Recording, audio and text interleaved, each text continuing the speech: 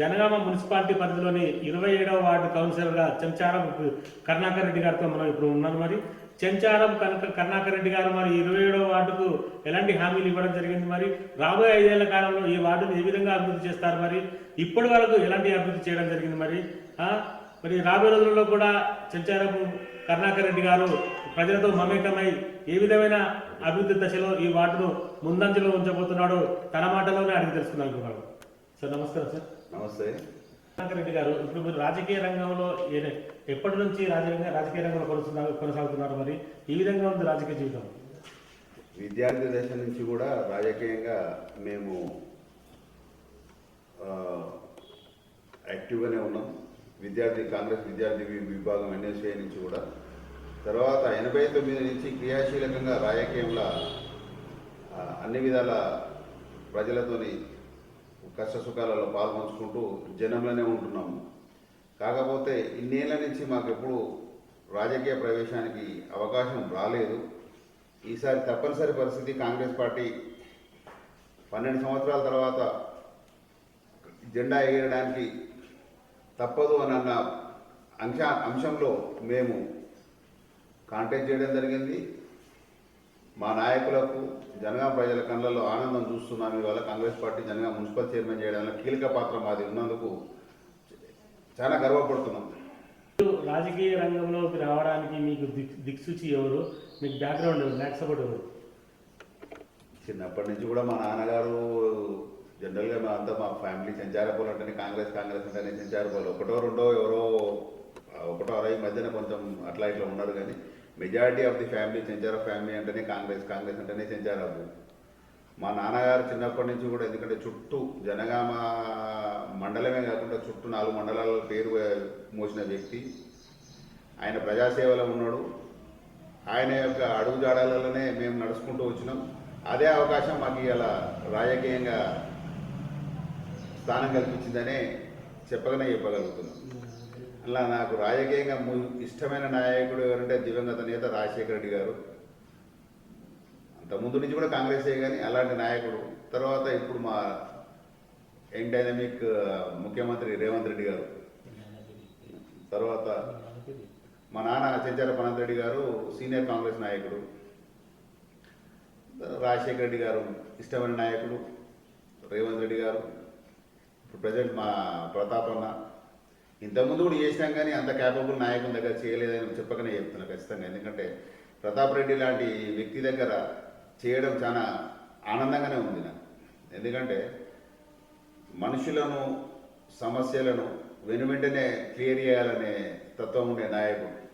ఇంతకుముందు చేసిన నాయకుడు ఎంతసేపు వాళ్ళ స్వార్థం కోసం చేసిండు. ఎందుకంటే ఒక 30 ఏళ్ళు గూడిగం చేసినాం పార్టీ కోసము ఆ వ్యక్తులు, కానీ అట్లా ఇంత రెస్పాండ్ అయ్యే నాయకుడు ఎవరు కనిపించలేదు. జనగామ అదృష్టమో దురదృష్టమో తెలియదు, కానీ ప్రతాప్ రెడ్డి గారు లాంటి నాయకుడు ఒక 20 ఏళ్ల కింద 25 ఏళ్ల కిందనే జనగామ వచ్చి జనగామ రూపురేఖలు మారేటి ఏమో అని అనుకుంటా. ఇక్కడ సాయంత్రం కాగానే బులియన్ మార్కెట్లో మొత్తం చీకటి కనిపిస్తుంది. అంటే చిన్న చిన్న లైట్లతో పూర్తి స్థాయిలో వెలుగులు జిమ్ముతున్నాయి. మరి ఇలా వెలుగులు జిమ్మడానికి మీ వంతుగా ఎలాంటి ఐమాక్స్ లైట్ కానీ ఇతరత్ర ఏమైనా ఏర్పాటు చేసే ఆలోచనలు ఉన్నారా?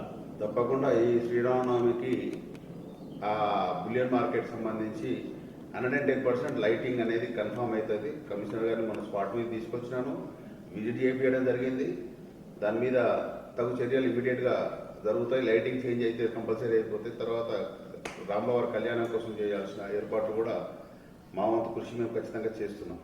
కౌన్సిలర్గా గెలిచిన పిదప ఈ వార్డు ప్రజలకు ఏం చేద్దామని మీరు ఈ రంగంలో దిగడం జరిగింది. మరి గెలిచినాక మీరు ఎలా ఫీల్ అవుతున్నారు? గెలిచిన తర్వాత ఆబ్వియస్లీ ఎవరైనా సంతోషపడతారు, కానీ ఇప్పుడు బాధ్యత చాలా పెద్దగా పెరిగింది. వార్డులో అనుకున్న దానికంటే సమస్యలు చాలా ఎక్కువ ఉన్నాయి. మొన్న ప్రజాపాలన మా రేవంత్ రెడ్డి ముఖ్యమంత్రిగా అయిన తర్వాత ఇచ్చిన సంక్షేమ పథకాలలో ఈ 2 సంవత్సరాల మా వార్డుకు సంబంధించి తెల్ల రేషన్ కార్డు కావచ్చు, ఇండ్లు కావచ్చు, 0 కరెంటు బిల్లు కావచ్చు, గ్యాస్ సబ్సిడీ గ్యాస్ కావచ్చు, ఇవన్నీ విధాలలో మేము ప్రజలతోని ఎంత వీలైతే అంత సాధ్యమైనంత వరకు చేసినాం. నెక్స్ట్ ఈ 5 ఏళ్లలో నేను నా యొక్క ఆలోచన ఏమంటే ఎవరు కూడా ఇల్లు లేకుండా ఉండొద్దు నా వార్డులో. ప్రతి నిరుపేదకు కూడా ఇల్లు, తెల్ల రేషన్ కార్డు అనేది కంపల్సరీగా మ్యాండేటరీ కింద పెట్టుకున్నాను. ఇంటింటికి తిరిగి మరి ఇప్పటి వరకు కూడా మ్యాక్సిమం ఇచ్చినాం. తెల్ల రేషన్ కార్డులు కావచ్చు అండి, ఇల్లు కానివ్వండి. ఇప్పుడు కూడా మళ్ళా ప్రజాపాలన ఈ 99 రోజులలో నేను మ్యాక్సిమం ఎంతమంది ఉన్నారో అంతమందికి ఇల్లు ఇవ్వడానికి తెల్ల రేషన్ కార్డు మినిమం నీడ్ కింద. ఎందుకంటే ముఖ్యమంత్రి గారి ఆలోచన, కాంగ్రెస్ పార్టీ ఆలోచన ఎప్పుడు కూడా పేదల పక్షాన్నే ఉంటారు. కూడు గూడు ఈ రెండు ప్రధానమైన అంశాలు కాబట్టి ఫస్ట్ దాని మీద నేను ఫోకస్ చేస్తున్నా ఈ 99 రోజులలో. ఇక నెక్స్ట్ నడిచే కార్యక్రమాలు అయితే వాట్ల శుభ్రత అనేది, కాలువలు తీయడము, గడ్డి ఎక్కియడమా, లైట్లు వేయడం అనేది రెగ్యులర్ మానిటరింగ్ ఇది. కానీ మనం లైఫ్ టైం ఉండాల్సిన నీడ్స్ కోసం అయితే తెల్ల రేషన్ కార్డు, ఇళ్ళ గురించి మాత్రం ఫస్ట్ ప్రయారిటీ నేను ఇవ్వదలుచుకున్నా. ఎందుకంటే మా వార్డులో ఒక బెస్త సోదరులు ఉన్నారు చాలామంది. చిన్న ఉపాధి కోసం వాళ్ళు వాళ్ళ చిరు వ్యాపారం చేసుకోవడానికి కొంచెం స్థలాల కోసం మా ఎంపీ గారితో కూడా మాట్లాడినా. రైల్వే జాగా తీసుకొని కొంచెం దాన్ని లీజుకు తీసుకొని అది సెట్ చేసేది ఉంది. అదేవిధంగా డ్రైన్స్కి సంబంధించి కూడా, ఎందుకంటే మా పూర్వీకులు, మా తాతల తండ్రులు చేసిన వ్యవసాయం చేసిన బావి, తమ్మ బావి ఉందో ఆ బావి నుంచి మేము నీళ్లు తీసుకొని కాలువ ద్వారా మా పొలాలకు నీళ్ళు అయిన టైంలో వాడుకున్నాం. మా పూర్వీకులు కట్టించిన కాలువలు తప్పించి ఇప్పటి వరకు కూడా మున్సిపాలిటీ నోసుకోలేదు. ఎందుకంటే అంత బందోబస్తు కట్టించి మా వాళ్ళు పొలం కోసం పోయే నీళ్ళు ఏవైతున్నాయో ఆ బండలేసి కట్టించారు. అవి ఇప్పుడు శిథిలావస్థకు వచ్చినాయి. మరి అమ్మబాయి దగ్గర సులభ్ కాంప్లెక్స్ ఉంది. మరి ఈ పాతపేట బజార్లో సులభ్ కాంప్లెక్స్ సౌకర్యం లేదు. మరి ఇక్కడ సులభ్ కాంప్లెక్స్ కానీ టాయిలెట్స్ కానీ లేడీస్ చాలా ఇబ్బందికరంగా ఉంటుంది కదా. మరి టాయిలెట్స్ కానీ ఏర్పాటు చేసే ఆలోచన ఉండాలా, ఏమనుకుంటున్నాం? మీరు అన్నది కూడా కరెక్టే. బులియన్ మార్కెట్ సంబంధించిన జనాలు ఎక్కడికైనా పోవాలంటే వాష్రూమ్ టాయిలెట్స్ కావాలంటే ఇబ్బంది ఉంది. దానికోసము మొన్న కమిషనర్ గారితో డిస్కస్ చేసినాను. అయితే ఒక రైల్వేకును మన మున్సిపాలిటీకి లింక్ సంబంధించిన స్థలం ఒకటి ఉంది. పూర్వం ఎప్పుడో మేము చిన్నప్పుడు బస్ స్టాండ్ కింద వాడే ఏరియాలో ఒకటే ప్రొవిజన్ ఉంది. మిగతా అన్ని ప్రైవేట్ ల్యాండ్స్ ఉన్నాయి, మున్సిపల్ ల్యాండ్ లేదు. అదొకటి ఖచ్చితంగా దాన్ని రెక్టిఫై చేసి అక్కడ సులభ్ కాంప్లెక్స్ ఏర్పాటు చేయడానికి 100% యాజ్ ఎర్లీ యాజ్ పాసిబుల్, ఎంత తొందరగా అయితే అంత తొందరగా చేయడానికి దాని మీద దృష్టి ఉందండి. ఈ అమ్మబాయి దగ్గరనే ఎక్కువ మొత్తంలో చెత్త జమ అవుతుంది. మరి చెత్త జమ అయ్యి మరి చెత్త చెదరం పూర్తిగా పారిశుద్ధ్యం లోపించి ఉంది. మరి అక్కడనే చెత్త పడేయడం ఇది చాలా మురికి కూపంగా మారిపోతుంది మరి అక్కడ ఏరియా. మరి దాన్ని నిర్మూలనకు మీరు ఎలాంటి చర్యలు తీసుకుంటారు? ఇప్పుడు అదే మీరు ఏదైతే చెత్త అమ్మబాయి దగ్గర అంటుండ్రో, ఎందుకంటే కూరగాయల మార్కెట్ ఉంది కాబట్టి వేస్ట్ మెటీరియల్ అంతా మార్కెట్ నుంచి డంపింగ్ యార్డ్ ఆడికే వస్తుంది. ఎందుకంటే వీళ్ళు పడేసే టైంకు చెత్త బండి రాదు కాబట్టి ప్రతిరోజు కూడా చేస్తున్నారు. దానికి ఆల్టర్నేట్ ఏమిటంటే దానికి ఆ రైల్వే ల్యాండ్ ఏదైతే ఉందో అవి ఎంపీ గారితో మాట్లాడి అవన్నీ కూడా స్టాల్స్ కిందకి తీసుకునే ఆలోచనలో ఉన్నాం. అప్పుడు ఆటోమేటిక్గా ఇక్కడి నుంచి ఇప్పుడు రైల్వే పార్కింగ్ దగ్గర నుంచి ఉప్పలమ్మ గుడి దాకా ఇదంతా కూడా లీజ్ కింద జీఎం గారిని పిలిచి ఎంపీ గారు తీసుకొస్తానని స్పాట్ ఇన్స్పెక్షన్ తీసుకొచ్చిన తర్వాత 110% అవి ఎప్పుడైతే స్టాల్స్ వస్తే ఆటోమేటిక్గా నెక్స్ట్ ప్లేస్ కిందకి ఆ డంపింగ్ యార్డ్ అనేది ఆటోమేటిక్గా అవుతుంది. ఏ రోజు కారణం ఎప్పటికప్పుడు, కాకపోతే మార్నింగ్ ఈవినింగ్ షిఫ్ట్ చేసే ప్రయత్నం కూడా చేస్తాం. ఎందుకంటే మార్కెట్ ఏరియా కాబట్టి అక్కడ రెండు పూటలు చేస్తే తప్పులేదనే ఆలోచన ఉన్నాం. దాన్ని రేపు ఎందుకంటే నేను కూడా మున్సిపల్ ఫస్ట్ మీటింగ్లో అటెండ్ అయిన తర్వాత అధికారులతో మాట్లాడి దీని మీద స్పెషల్ కేర్ తీసుకొని 2 పూటలు చెత్త అయితే ప్రయత్నం చేపించి దాన్ని శుభ్రంగా ఉంచడానికి ప్రయత్నం చేస్తానండి. ఇక్కడ అధునాతన భవనాలు విపరీతంగా పెరిగిపోతున్నాయి. మరి అక్కడ సీసీ రోడ్లు లేవు, మౌలిక సదుపాయాలు లేవు. ఆ భవనాలకు ఏదైతే ఉందో మరి వాటికి భవనాలకు మౌలిక సదుపాయాలు, నీటి సౌకర్యం కానీ, సీసీ రోడ్లు కానీ కల్పించడానికి మీరు ఎలాంటి చర్యలు తీసుకుంటున్నారు? ఇదంతా కూడా ఇక ఈ లాస్ట్ అంటే పోయిన 10 ఏళ్ళు చేసిన రాక్షస పాలనలా ఏ ఒక్క డెవలప్మెంట్ కూడా కాలేదు. ఇప్పుడు మేము వచ్చింది మొన్ననే అధికారంలోకి వచ్చినాము. 2 ఏళ్ల కింద స్పెషల్ ఆఫీసర్ కింద నడుస్తూ ఉంది. దానికి కూడా మా సిడిఎఫ్ ఫండ్ కింద మా కాన్స్టిట్యూన్సీ ఇన్ఛార్జ్ కొమ్మూరు ప్రతాప్ రెడ్డి గారు 18,50,00,000 రూపాయలు తీసుకొస్తే దాని మున్సిపాలిటీ మీద స్పెషల్ డ్రైవ్ కింద ఆల్మోస్ట్ అవన్నీ టెండర్లు అయిపోయినాయి. నెక్స్ట్ ఏవే వర్క్లు అయిపోతే ఇంకా పెండింగ్ ఏముందో నేను ఫస్ట్ మీటింగ్లోనే రేపు మళ్ళీ స్పెషల్ అలాట్మెంట్ తీసుకొస్తామని మాకు మా మంత్రి గారు కూడా ప్రామిస్ చేసిండు. జనగాం మున్సిపాలిటీకి స్పెషల్ ఫండ్ ఇస్తామని చెప్పిండు. 110% నా వార్డులకు సంబంధించి ఇప్పుడు మీరు అన్నట్టు డ్రైన్స్ అంటే కాలువలు మెయిన్ ఫస్ట్ కాలువలు కావాలి. కాలువలు లేకుండా బయట కొట్టిన నీళ్ళు పోతాం. ఫస్ట్ కాలువలు అయిన తర్వాత నెక్స్ట్ సెకండ్ ఫేజ్లో సీసీ రోడ్లు తీసుకుంటాం. విత్ ఇన్ నో స్పాన్ 5 ఏళ్ల టర్మ్ కూడా అవసరం లేదు, 2 ఏళ్లలో కూడా టోటల్ సీసీ రోడ్ లేని బజార్ అనేది ఉండకుండా చూస్తా అనేది కాన్సెప్ట్ పెట్టుకొని నడుస్తుంది అన్నారు. ఇదే అమ్మబాయి ఏరియాలో పెద్ద డ్రైనేజీ సిస్టమ్ ఏర్పాటు చేయడానికి పనులు మొదలు ప్రారంభించింది. మరి ఇంతవరకు కూడా పనులు జరగడం లేదు. అసలు అందులో మతలబ్ ఏంటి, ఎందుకు జరుగుతుంది? దాని గురించే మన టెండర్లో పెట్టింది, అది 18,50,00,000 దాంట్లో. అది కూడా వర్క్ అలిగేషన్ ఉంది, అది కూడా అవుతుంది. ఏ స్టేజ్లో ఉంది ఏమనే సంగతి లోపలికి వెళ్ళిన తర్వాత కానీ నాకు దాని మీద అవగాహన రాదు ఖచ్చితంగా.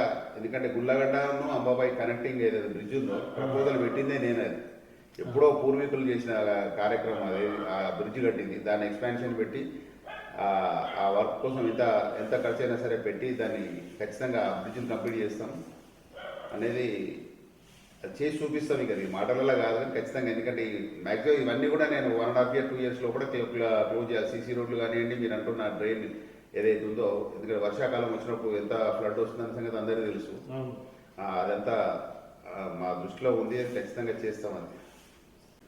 ఇప్పటి వరకు ఇక్కడ ఉన్న వైశ్య సోదరి మళ్ళకు మీరు ఏమైనా సహాయ సహకారాలు అందించడం జరిగిందా? మరి పెన్షన్స్ కానీ ఇతరత్ర ఏదైనా మీరు చేయడం జరిగిందా? నేను అధికారంలోకి రాకముందే, కాంగ్రెస్ పార్టీ అధికారంలో రాగానే ఫస్ట్ చేసిన ప్రయారిటీ ఏదైతే ఉందో వైశ్య కమ్యూనిటీ, మా వార్డులో వైశ్య కమ్యూనిటీది పెద్ద సంఖ్య. వాళ్లకు అడిగిందే తరువుగా వాళ్ళ ప్రజాపాలనలో వాళ్ళు పెట్టిన అప్లికేషన్లో ఫస్ట్ ఇచ్చిన ఇండ్లు ఏవైతున్నాయో 5 ఇండ్లు ఫస్ట్ వైశ్య కమ్యూనిటీగా ఇచ్చినాము.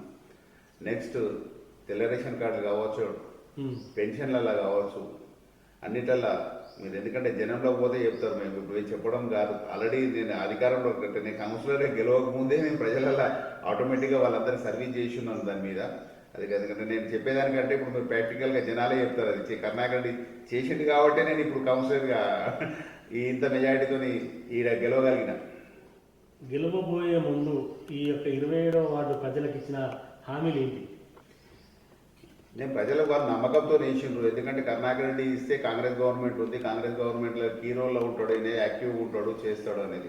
ఇవన్నీ కూడా ఇప్పుడు మీరు అడిగిన ప్రశ్నలు ఇంతకుముందు అడిగినాయి. కాలనీలకు సంబంధించి కొత్త రోడ్లు కావచ్చు, కాలువలు కావచ్చు, మీరు అంటున్న డ్రైన్ సిస్టమ్ ఏదైతే ఉందో, అంబాబాయి దగ్గర చెత్త విషయమే కావచ్చు, చిరు వ్యాపారాల కోసము కూరగాయల వ్యాపారం చేసుకునే వాళ్ళకు, చేపల వ్యాపారం చేసుకునే బెస్త సోదరులకు కావచ్చు, వీళ్ళందరి కోసం మీరు రైల్వే జాగాను లీజుకు తీసుకొని ఎంపీ గారి సహకారంతో, మా ప్రతాప్ రెడ్డి గారి సహకారంతో ఇవన్నీ కూడా యాజ్ ఎర్లీ యాజ్ పాసిబుల్ 5 ఏళ్ళ టైం మనకి ఇచ్చిండ్రు. దాన్ని ఎందుకంటే మళ్ళీ చెప్పడం కూడా 2-2.5 సంవత్సరాల్లో కూడా టోటల్ ఇవన్నీ కూడా క్లియర్ చేయాలి.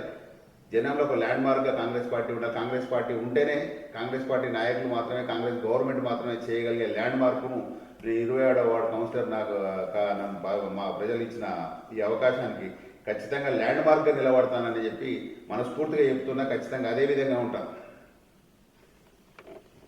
ఇప్పటి వరకు మీరు చేసిన అభివృద్ధి కార్యక్రమాలు ఏ విధంగా ఉన్నాయి? ఎక్కడెక్కడ అభివృద్ధి కార్యక్రమాలు చేయడం జరిగింది? ఏ విధంగా ఉంది? అదేవిధంగా ఈ వార్డు ప్రజలు ఏమనుకుంటున్నారు? అభివృద్ధి కార్యక్రమాలు అఫీషియల్గా చేసింది అయితే ఏమీ లేదు ఇప్పటి వరకు. ఏమున్నా కానీ మొన్న ఇంకా నాట్ ఈవెన్ 1 month మేము అవి వచ్చి ఇవాళకి మీకు తెలియలేదు కాదు. ఓకే, నెల రోజులు కూడా కాలేదు. ఇంకా ఫస్ట్ మీటింగ్ కూడా అటెండ్ కాలేదు కౌన్సిల్లో. ఏదో చిన్న ప్యాచ్ వర్క్లు అంటే శ్రీరామనవమి ఉంది, ఇప్పుడు బిలియన్ మార్కెట్ మీరు ఇంతకుముందు అడిగినట్టు ఆ లైటింగ్ సమస్య ఒకటి, అది కమిషనర్ గారు పిలిచిన మాట్లాడినాను.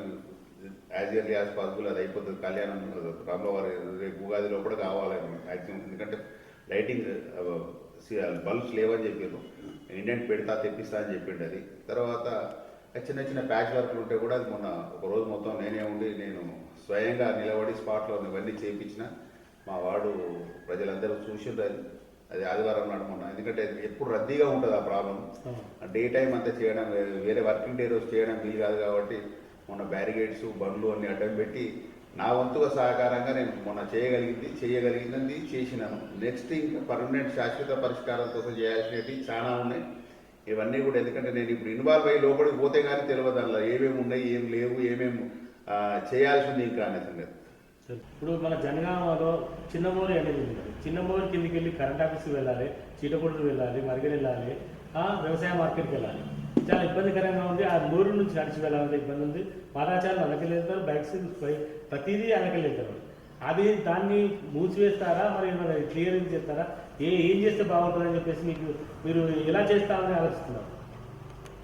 మా చాలా మంచిగా అడిగినండి. ఇది మొన్న మీకు చెప్పినట్టు ఇంతకుముందు మీకు చెప్పినట్టు గ్రెయిన్ మార్కెట్ దగ్గర ఉన్న చిన్నమూరు ఏదో బుల్లగడ అది 28వ వార్డులో వస్తుంది. అది కనెక్టింగ్, ఎందుకంటే అడ్జస్టెంట్ నా రోడ్లోనే ఉంటుంది కాబట్టి మొన్న ఎలక్షన్ ముందు కూడా మా ఎంపీ గారితో ఒక వాగ్దానం తీసుకున్నాము, ఖచ్చితంగా చేస్తా అని చెప్పిండు. చిన్నమూరు ఇది ఒకటి, మన అమ్మవాయికి సంబంధించి చిరు వ్యాపారాలు చేసుకోవడానికి రైల్వే జీఎం స్పాట్ మీద తీసుకొస్తా అని చెప్పిండు ఆయన. ఈ రాజ్యసభ ఎలక్షన్స్ ఉన్నాయి కాబట్టి కొంచెం ఆయన బిజీగా ఉన్నాడు. ఇది అయిపోగానే వెంటనే యాజ్ ఎర్లీ యాజ్ పాసిబుల్ ఎంత తొందరగా అయితే అంత తొందరగా జీఎం గారిని తీసుకొచ్చిన తర్వాత చిన్నమూరిని ఇప్పుడున్న అవతల వైపు ఎంత రోడ్ అవుతుందో, 18 ఫీట్లు ఉందా, 15 ఫీట్లు ఉందా, 16 ఫీట్లు ఉందా తెలియదు, దాని ఫిజికల్ పొజిషన్ చూసిన తర్వాత ఆ మోరీని ఆ రోడ్డుకు సరిపోయేంత సైజ్తో పెద్దగా డెవలప్మెంట్ అది వెడల్పు చేసిన తర్వాత అవతల నుంచి వచ్చే డ్రైన్ వాటర్ ఏదైతుందో దానికోసం ఫిజికల్గా 3 ఫీట్ల 4 ఫీట్ల దాన్ని సపరేట్ చేసేస్తే లెఫ్ట్ ఓవర్ జాగా ఏదైతుందో ఆ స్థలం ఏదైతుందో పాదచారులకు కావచ్చు, వెహికల్స్ కావచ్చు, ఒక ఆటో కూడా ఎమర్జెన్సీ అనుకుంటే ఒక అంబులెన్స్ ఆటో కూడా పోవడానికి సబ్వేను కొంచెం అండర్టేక్ చేసి దాన్ని తవ్వి చేసి దాన్ని ఏ రకంగా ఇంజనీర్లు దాన్ని ఆలోచన చేస్తారో ఎమర్జెన్సీ కావాలనుకున్నప్పుడు అవతలకి యువతల ట్రాన్స్పోర్టింగ్ గ్రెయిన్ మార్కెట్ కానీ మీరు అన్నట్టు కరెంట్ ఆఫీస్ కావచ్చు, అవతల కాలనీ వాసులకు కావచ్చు, చిట్టకూడరు అనేది చౌడారం అనేది సెకండరీ. అందుకని అవతల నివాసం ఉంటున్న జనాలందరి కోసం ముఖ్యంగా దాని మీద 110% అంటే, ఎందుకంటే నా వార్డులో లేకున్నా కానీ ఇది ప్రధానమైన సమస్య. అది కూడా ల్యాండ్ మార్క్గా మేము కాంగ్రెస్ పార్టీ తరఫు నుంచి తప్పకుండా మా ఎంపీ గారి సహకారంతో, మా అన్న ప్రతాపన్న గారి సహకారంతో ఖచ్చితంగా చేస్తాం, చేసి నిరూపించుకుంటామండి. మేము చేసి చూపిస్తాం, అది తప్పకుండా చేస్తాం. తర్వాత అదే కాకుండా ఇప్పుడు మన పాత రైల్వే గేట్ దగ్గర ఉన్న అండర్ బ్రిడ్జ్కి సంబంధించి కూడా చాలా ఇబ్బందికరంగా ఉంది. దాని మీద మరమ్మతులు కూడా చేయడానికి అండర్ బ్రిడ్జ్కి సంబంధించి పెద్ద ఫ్లైఓవర్ కాదు, ఫ్లైఓవర్ కింద ఉండేది బాణాపురం ఇంద్రమ్మ కాలనీ పోవడానికి వాసు చాలా అక్కడ ఉన్న నివాసం ఉంటున్న వాళ్ళు చాలా ఇబ్బంది పడుతుంటారు. చాలా మంది బండ్ల కింద పడుతుంటారు. ఆడ కొంచెం డ్యామేజ్ అయిపోయింది. దాన్ని పరిష్కారం కోసం శాశ్వతమైన పరిష్కారం కావాలి దానికి. అది కూడా జీఎం గారు వస్తేనే ఆయన దృష్టిలో పెట్టి ఫండ్ అలికేట్ చేయించేసి ఖచ్చితంగా చేయించడానికి నేను మా నాయకుల సహకారంతో, ఎంపీ గారి సహకారంతో, ప్రతాపన్న సహకారంతో ఈ పనులు ఖచ్చితంగా చేయించి ల్యాండ్ మార్కెట్ నిలబడతాం అనేది కూడా చెప్పగానే. 27వ వార్డు ప్రజలకు రాబోయేది ఎండాకాలంలో త్రాగునీరు కటకడ ఉంటుందండి. త్రాగునీరు కటకడ లేకుండా ఈ వార్డు ప్రజలకు సఫిషియెంట్గా వాటర్ అందే విధంగా మీరు ఏ నిర్ణయం తీసుకోబోతున్నారు? ఇప్పుడు రిజర్వేయర్ నుంచి అయితే వాటర్ అయితే ప్రస్తుతానికి వస్తున్నాయి. మీరు అంటున్నట్టు కలర్ కటింగ్ అది కలర్ తాగడానికి లేకుండా జనరల్ వాడకానికి అయితే ఉన్నాయి. జనగాంలో వాటర్ ప్లాంట్ వాటరే వాడుతుంటారు. ఎందుకంటే ఇన్ని కోట్లు పెట్టి గవర్నమెంట్ అప్పుడు తీసుకున్న జలయజ్ఞం కింద తీసుకున్న ప్రాజెక్టే. దానికి సంబంధించి కూడా మినిస్టర్ గారితో మాట్లాడడం జరిగింది. మా ఇన్ఛార్జ్ మినిస్టర్ పొంగులేటి శ్రీనివాస్ రెడ్డి గారు అభయం ఇచ్చిండు. ఆయన దాని మీద కూడా మాట ఇచ్చిండు. జనగామ డ్రింకింగ్ వాటర్ ఏదైతే రిజర్వేయర్ని పెట్టిండ్రో దాన్ని శాశ్వత పరిష్కారం కింద దానికి నిధులు విడుదల చేసి ఆ కలర్ కటింగ్ లేకుండా రిజర్వాయర్ ఫిల్టర్ బెడ్స్ అన్నీ కూడా అస్తవ్యస్తంగా ఉన్నాయి. అవన్నింటినీ కూడా చేయించి ప్రజలు తాగే నీరు జనరల్ వాటర్ అంటే ఒట్టిగా జనరల్గా వాడకానికి కాకుండా తాగడానికి ఉపయోగంలో తీసుకొచ్చే రిజర్వాయర్లు చేయాలండి అనేది ఆయన పెద్ద సంకల్పం ఉంది. శ్రీనివాస్ రెడ్డి గారు చెప్పిన ప్రతాపన్న గారు దాని మీద రిక్వెషన్ పెట్టిండు. ఇంత ఇన్ని కోట్లు ఖర్చు పెట్టి కూడా చేయలేకపోతున్నామన్నా అని చెప్పండి. ఆయన వెంబడే మంత్రి గారు స్పందించింది దాని మీద. అది కూడా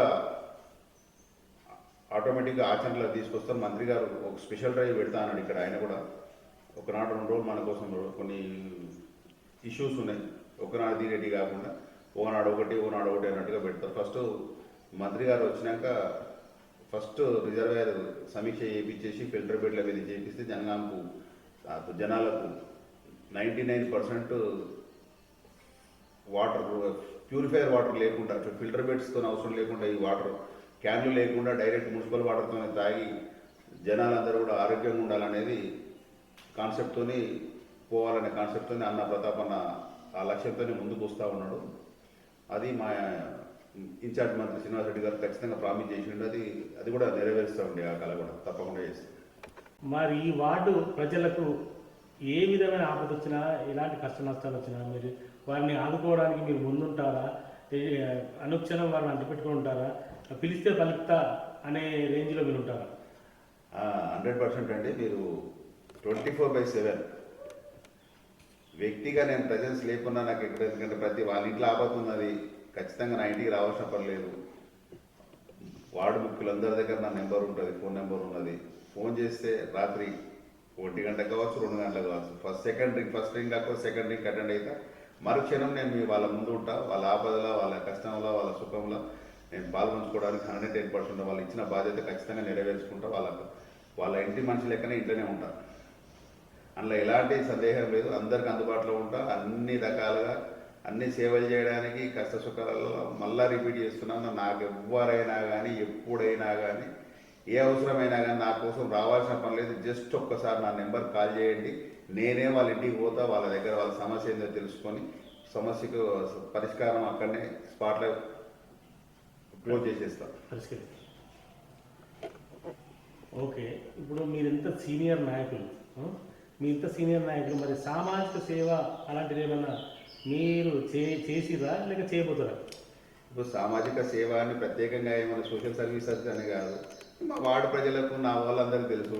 చనిపోయినప్పుడు లేకపోతే కష్ట సుఖాలు వచ్చినప్పుడు నేను ఏం చేస్తున్నా ఏమనే సంగతి మా వాళ్ళకి చెప్పాను. ఎందుకంటే చెప్పుకోవడం నాకు ఇష్టం లేదు. ఎందుకంటే మా పూర్వీకుల నుంచి కూడా మాకు చెప్పేది ఏంటంటే మాది పెట్టేసేయి కానీ సాచే చేయి కాదు. అంతకంటే ఎక్కువ నేను చెప్పలేదు, అంతకంటే ఎక్కువ మాట్లాడలేని చెప్పలేదు. మాది పెట్టే గుణం, పెట్టే చెయ్యి, పెట్టే కుటుంబం నుంచి వచ్చినాం. మాకు భగవంతుడు నేను కోరుకునేది ఏంటంటే నాకు కానీ మా కుటుంబానికి కానీ మా చెయ్యి ఎప్పుడు కూడా పెట్టే స్థాయిలోనే ఉండాలని కోరుకుంటున్నాం. ప్రజలకు అందుబాటులో ఉండాలి, ప్రజల సేవ చేసే రీతినే ఉండాలి మా కుటుంబం అనేది. ఆ భగవంతుడు మాకు ఇంకా సంకల్పం కల్పిస్తే ఇంకా ఎక్కువ చేయగలుగుతాం అనేది. అంతకంటే ఎక్కువ చెప్పలేను. ఇక మా ఎంపీ గారు కావచ్చు, ప్రతాపన్న అబ్బాయి ప్రశాంత్ కావచ్చు, అందరూ కూడా చురుగ్గా పనిచేస్తున్నారు. పార్టీ యాక్టివిటీస్ కానివ్వండి, జనగామ కాన్స్టిట్యున్సీ డెవలప్మెంట్ గురించి కానివ్వండి, అందరం మంచి టీము ఉంది. కాంగ్రెస్ పార్టీకి రేపు భవిష్యత్తు 29 కాంగ్రెస్ జెండా జనగామ కాన్స్టిట్యున్సీ మీద కూడా ఖచ్చితంగా ఎగురుతుంది. అందరం కన్స్ట్రక్టివ్గా పనిచేస్తున్నాం. రానున్న లోకల్ బాడీస్ ఎంపీటీసీ, జెడ్పీటీసీలలో కూడా కాంగ్రెస్ చాలా అబ్సల్యూట్ మెజార్టీతోనే సీట్లు గెలుస్తుంది. ఈ నాయకత్వం అంతా పటిష్టంగా ఉన్నది ఇప్పుడు ఖచ్చితంగా. ఎందుకంటే ఇంతకుముందు చేసిన రాజకీయాలు, 10 ఏళ్లలో వాళ్ళు చేసిన రాజకీయాలు, సరే దొంగ ఓట్ల మంచి ఓట్ల అనే సంగతి పక్కన పెట్టి వచ్చి రాజకీయాలు చేస్తున్నారు. అట్లాంటి రాజకీయం లెక్క చేయాలి కానీ ప్రజాసేవ కోసం చేయాలి కానీ స్వలాభాల కోసం చేసే నాయకులు ఎప్పుడు కూడా సక్సెస్ కాదు. అది తాత్కాలికంగానే ఉంటుంది. అది దీని స్వస్తి ఏపీ ప్రజాసేవ కోసం రాజకీయం చేయాలనుకున్న వాళ్ళు ఎవరైతే ఉంటే ప్రజాసేవ కోసం చేయాలనుకున్న వాళ్ళు మాత్రమే రాజకీయం చేయాలి. వాళ్ళ లాభాల కోసము, వాళ్ళ ఆస్తులు కాపాడుకోవడం కోసం చేసే రాజకీయాలు అనబడవు. మేము మాత్రం ఒక ల్యాండ్ మార్క్గా రాజకీయంలో ఈ అవకాశం ప్రజలు ఇచ్చినందుకు ఒక ల్యాండ్ మార్క్గా మిగిలాలనుకుంటున్నాం. జనగామ మున్సిపాలిటీ చరిత్రలోనే 27వ వార్డును ఎలా తీర్చిదిద్దబోతున్నారు? ఈ 30 వార్డులలో, ఎందుకంటే జనగామ 27వ వార్డు సంబంధించి రైల్వే స్టేషన్ ఉంది, కూరగాయల మార్కెట్ ఉంది, బులియన్ మార్కెట్ ఉంది. మా వార్డులో ప్రతి దొరుకుతుంది.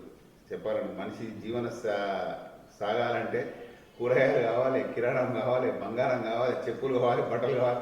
ఆఖరి మనిషి పోతే వైకుంఠధామానికి పోవడానికి సామాగ్రి కూడా నా బజార్లో మా వార్డునే దొరుకుతుంది.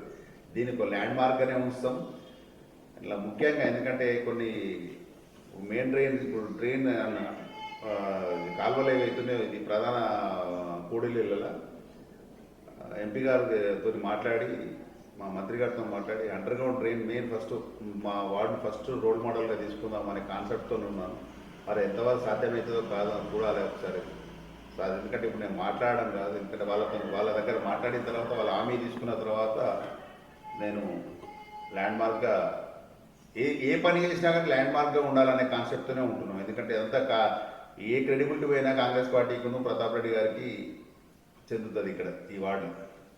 ఓకే, మరి జనగామ అంటేనే దోమల, అంటే ఎక్కడ చూసినా జనగామనే కాదు, ఎక్కడైనా దోమలు ఉంటాయి. మరి ఇక్కడ మాత్రం ఎటు చూసినా విపరీతమైన దోమలు ఉంటాయి. మరి ఈ దోమల నివారణకు మీరు ఏమి నివారణ చర్యలు చేపట్టుతున్నారు? దోమలు అనేది కామన్ సీజనల్గా వచ్చేటివి ఉంటూనే ఉంటాయి. ఇప్పుడు మున్సిపల్ శానిటేషన్ ఏదైతే ఉందో, కాకపోతే స్ప్రేస్ ఎన్ని రోజులు జరుగుతుంది, ఏమేమి జరుగుతుంది అనే సంగతి ఆ మానిటరింగ్ మనకి ఇంకా ఐడియా లేదు. ప్రక్షాళన లోపల పోయిన తర్వాత ఒక మీటింగ్ అటెండ్ అయిన తర్వాత వాళ్ళ ఏమేమి చర్యలు తీసుకుంటారు, దానికి ఇంకా ఏం అడిషనల్గా ఏం తీసుకోవాలనే దాని మీద ఖచ్చితంగా రేపు ఆ అధికారులతో మాట్లాడి దీని మీద మీకు రిజల్ట్ చూపిస్తామనేది చెప్తా ఉన్నాం. కౌన్సిలర్గా గెలిచిన పిదప ఈ వార్డు ప్రజలకు ఏం చేద్దామని మీరు ఈ రంగంలో దిగడం జరిగింది. మరి గెలిచినాక మీరు ఎలా ఫీల్ అవుతున్నారు? గెలిచిన తర్వాత ఆబ్వియస్లీ ఎవరైనా సంతోషపడతారు, కానీ ఇప్పుడు బాధ్యత చాలా పెద్దగా పెరిగింది.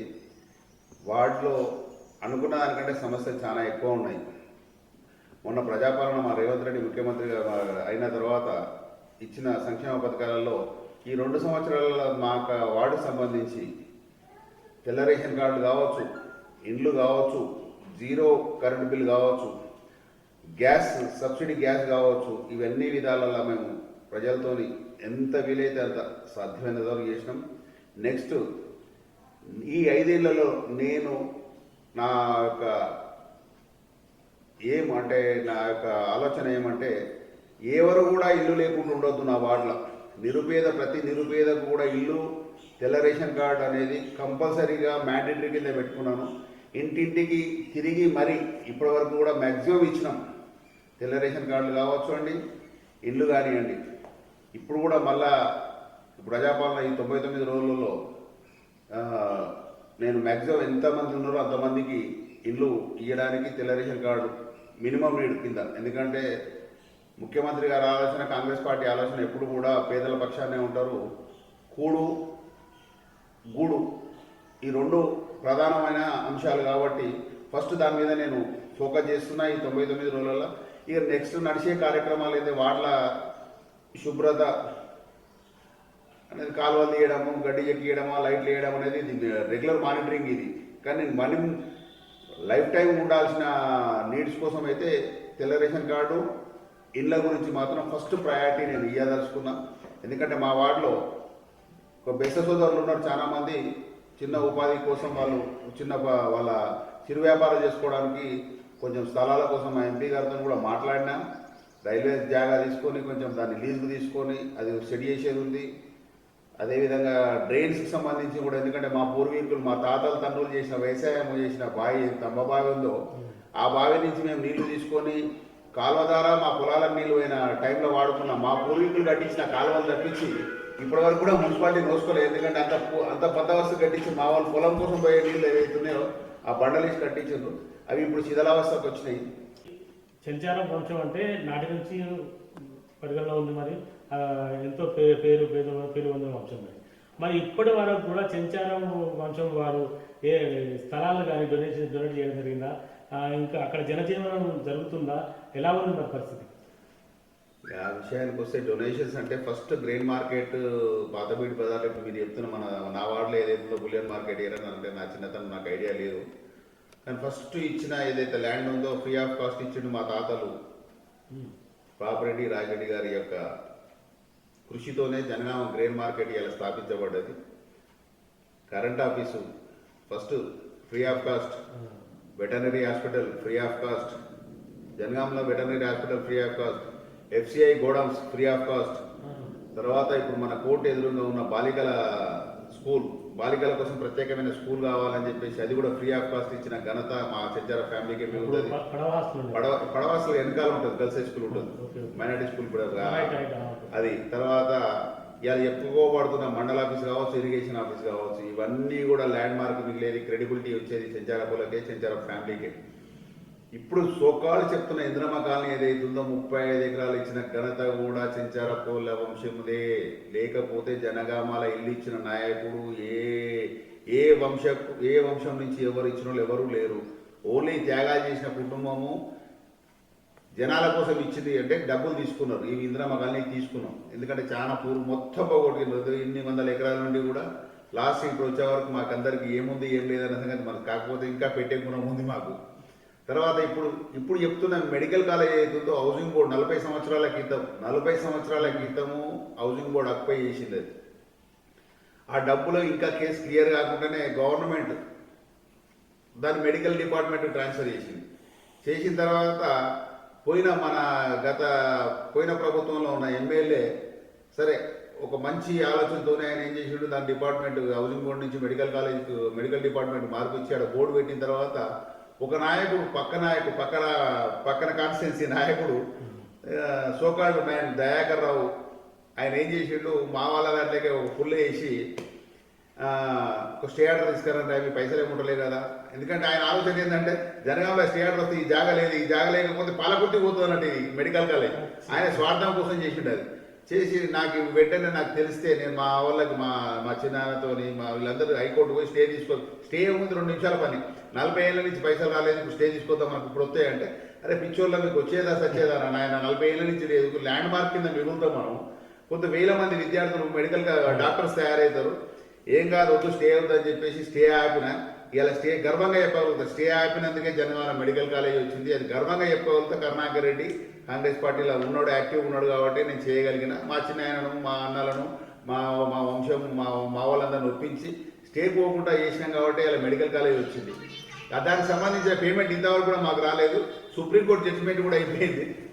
సరే పేమెంట్స్ ఇవన్నీ ఈ క్రెడిబిలిటీ అయితే మామూలు మీరు ఎక్కడ ఇప్పుడు రెవెన్యూ రికార్డ్స్ చెక్ చేసుకుంటే కూడా ఓన్లీ చెంచారపల్లి ల్యాండ్స్ తప్పించి వేరే వాళ్ళు ఎవ్వరు కూడా దానం ఇచ్చిన వాళ్ళు లేరు. ఎవ్వరు కూడా దానం అంటే ఎట్ ది రేట్ ఉన్న సోకాల్డ్ ఇప్పుడు రిజర్వాయర్ ఏదైతుందో ఒడ్లకొండ రిజర్వాయర్ సంబంధించిన దాంట్లో కూడా మా 150 ఎకరాలు మేము ఇచ్చిన. 150 ఎకరాలు మా వంశం, మా చిన్నానది మాది. నాదైతే మొత్తం టోటల్గా పోయింది. మాది 25 ఎకరాలు అక్కడ అడ్రస్ లేకుండా పోయినాం. మా చిన్నాన్న పోయింది, మా చిన్నాయన, ఇంకో చిన్నాన్న ఉన్నాడు, మా పెద్దనాన్న ఉన్నాడు. మా 4 కుటుంబాలు మా 150 ఎకరాలు పోయింది మాది. తర్వాత ఇప్పుడు ఒడ్లకొండ సబ్స్టేషన్ ఏదైతే చెప్తుందో అది కూడా మా వంశందే. మీరు ల్యాండ్ మార్క్ ఏదైనా చూసుకోండి. Current office first current office మాదే, పశువుల దవాఖాన మాదే, ఎఫ్సిఐ మాదే, ఇంద్రమా కాలనీ మాదే. ఈదిగా ముస్లింస్కి సంబంధించిన ఇప్పుడు గీతాశ్రమం కూడా ఉన్నాయి. ఈదిగాది కూడా మా తాతయ్య గారిని ముస్లింస్ అడిగితే ఓ ఎకరం జాగా కావాలని అడిగితే మా తాత ఉదారమైన గుణం, ఒక ఊరు పక్కన స్థలాలు రోడ్డు పక్కన స్థలాలు కదా అని చెప్పేసి ఆయన పెట్టుకోపోను అని చెప్తే వాళ్ళు ఎకరం ఏదో చెప్తే కాలు పెట్టరా నాయన ఏళ్ళు పెట్టరా నాయన అంటే వాళ్ళు కాలు పెట్టి 4 ఎకరాలు తీసుకున్నారు. అది కూడా ఇప్పటికి కూడా ఆ రెవెన్యూ రికార్డ్స్ మాకే ఉంటాయి. కానీ ఎందుకంటే పెద్దలు ఇచ్చింది దాన్ని ఎవరు మళ్ళీ మనం ఆలోచన లేదు, ముట్టుకునే ఆలోచన లేదు. ఇచ్చిన దాంట్లో పెట్టేదాంట్లో ఇచ్చేదాంట్లో మేము మా కుటుంబం గర్వంగా చెప్పుకోగలుగుతాం. మేము చెంచారాపొలమే వేసినాం, చెంచారాపొల ల్యాండ్స్ జనగాంలో చెప్పుకోగలుగుతాం. ఇవాళ పేద ప్రజలు ఇల్లు కట్టుకుని సుభిక్షంగా అందరూ ఉంటున్నారు అంటే మేము ల్యాండ్ ఇచ్చినాం కాబట్టి ఇంద్రమ్మ కాలనీ అయిందాడు. అది ఇచ్చేదాంట్లో పెట్టేదాంట్లో ఇచ్చేదాంట్లో మా కుటుంబము ఆ కుటుంబంలో ఉంటేందుకు కూడా నేను చాలా గర్వపడుతున్నాను. ఇది జనగామ మున్సిపాలిటీ పరిధిలోని 27వ వార్డు కౌన్సిలర్ చెంచారపు కరుణాకర్ రెడ్డి గారితో ప్రత్యేక ఇంటర్వ్యూ కార్యక్రమం. మరి రాబోయే రోజుల్లో ఈ యొక్క 27వ వార్డును ల్యాండ్ మార్క్గా చేసి చూపిస్తాను. నాయకులు కాంగ్రెస్ పార్టీ నాయకుల వారి ఆశీస్సులతో ప్రతాప్ రెడ్డి కానీ, పొంగురెడ్డి శ్రీనివాసరెడ్డి గారితో కానీ, ఎంపీ గారితో కానీ, ఇతరత్ర నాయకులతో వారి అన్నదండలతో ఈ యొక్క వార్డును తనదైన శైలిలో ప్రజలతో మమేకమై అధికారులు సమీక్ష సమావేశం నిర్వహించి ఈ వార్డులో ఉన్న నెలకొన్న సమస్యలన్నింటినీ అధికారుల దృష్టికి తీసుకెళ్తాను. ఆ తక్షణ పరిష్కారం కోసం కృషి చేస్తానని చెప్తున్నాను. మరి రాబోయే 5 ఏళ్ల కాలంలో ఈ యొక్క 27వ వార్డు ఏ విధంగా అభివృద్ధి దశలో ముందుండబోతుందని వేచి చూద్దాం. కెమెరా పర్సన్ క్రాంతితో శ్రీనివాస్ జయంతి జనగాం. అతి తక్కువ సమయంలో మీ వ్యాపార సామ్రాజ్యాన్ని పెంచుకోవాలనుకుంటున్నారా? తక్కువ ఖర్చుతో ఎక్కువ పబ్లిసిటీ చేయాలనుకుంటున్నారా? అయితే ఇంకెందుకు ఆలస్యం? మీ జేఎన్టీవీ తెలంగాణ ఛానల్లో అతి తక్కువ ఖర్చుతో ప్రకటనలివ్వండి. అత్యధిక లాభాలను సాధించుకోండి. వ్యాపార, వాణిజ్య, పాఠశాలలు, వైద్యశాలలు, హోటళ్లు, వస్త్ర దుకాణాలు, అన్ని రకాల వ్యాపార ప్రకటనల కొరకు సంప్రదించండి. మా ఫోన్ నంబర్స్ 8558288081 9247896607.